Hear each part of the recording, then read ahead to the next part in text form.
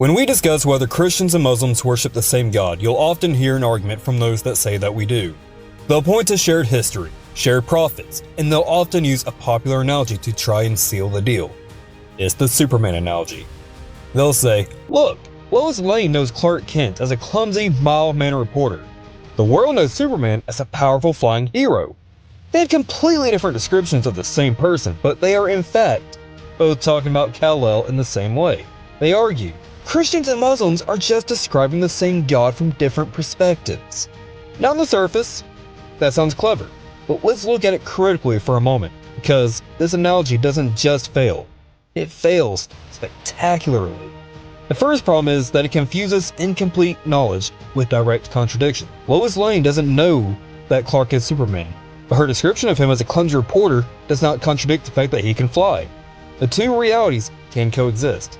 But the Christian claim that God is a Trinity and the Islamic claim that God is absolutely not a Trinity are direct logical contradictions. They cannot both be true. One side is not just missing information. One side is fundamentally wrong about the very nature of the being. The second and bigger problem is that the analogy relies on active deception. Clark Kent intentionally deceives people to hide his identity. If we apply that to God, we're forced to conclude that God is a divine trickster, intentionally giving a false and contradictory revelation of himself to billions of people. This is a view that no Christian could ever accept. God is truth. He does not lie about his own identity. So, let's discard that flawed analogy and use one that actually works. The analogy of a counterfeit bill. Think of the God of Christianity as a genuine $20 bill. It's issued by the ultimate authority, and its value is real. Now think of the God of Islam as a counterfeit. A counterfeiter doesn't invent a new currency from scratch.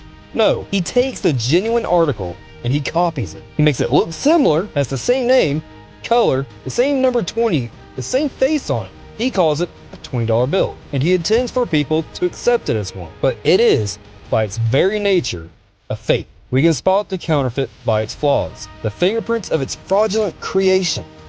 It's missing the security features, the watermark, the things that prove the authenticity of the real bill. In the same way, we spot the counterfeit God of Islam by its flaws.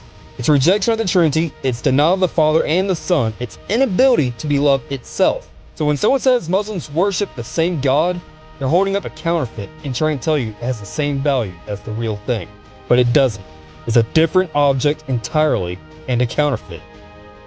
No matter how sincerely you believe in it, it cannot buy you salvation.